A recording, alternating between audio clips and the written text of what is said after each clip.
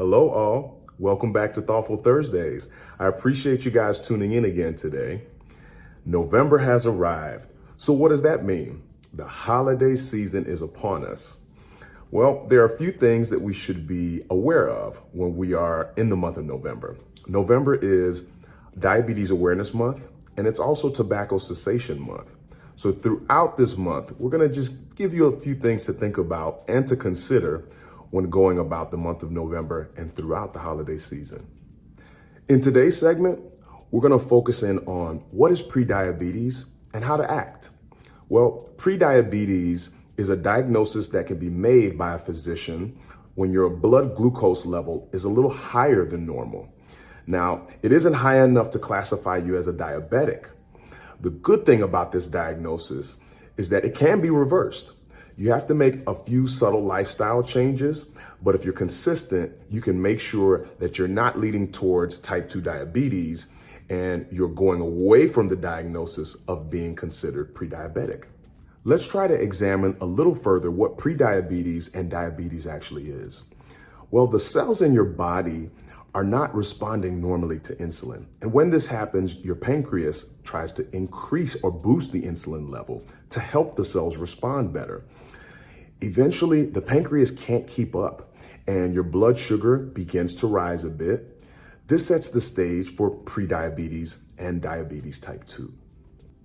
At this point, I'm sure you're asking yourself, how do I know if I'm pre-diabetic? There are a few warning signs and symptoms that we should all be aware of. Some of them include things like frequent hunger, frequent thirst, being tired frequently, maybe even having some blurred vision. These are all symptoms you may want to highlight to your physician or nurse.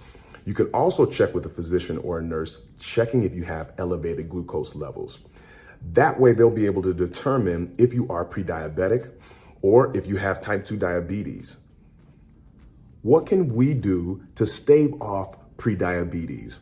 Because it is important to remember that we can reverse the diagnosis if we are considered pre-diabetic. One of the main things you want to do is making sure that we're eating clean. To have a good balanced diet is going to help to reduce those blood sugar levels. Also, having a consistent water intake, making sure that we're having clean filtered water is going to really help to keep those blood sugar levels down. Also, as always, got to be active. Find out what that activity level is going to be seamless for you to do. But as long as you're being consistent with it, it's going to help. One of the many group activities that we can all participate in is our hot chocolate run on Saturday, November 5th. I hope to see you guys there. It's a lot of fun when we do these group activities. So if you haven't already, make sure you sign up. It's this Saturday, November 5th. Thank you guys so much again for tuning in this week. Can't wait to see you guys again. If you haven't, please subscribe to our Live Well, Work Well channel. Have a good rest of the day, and I'll see you soon.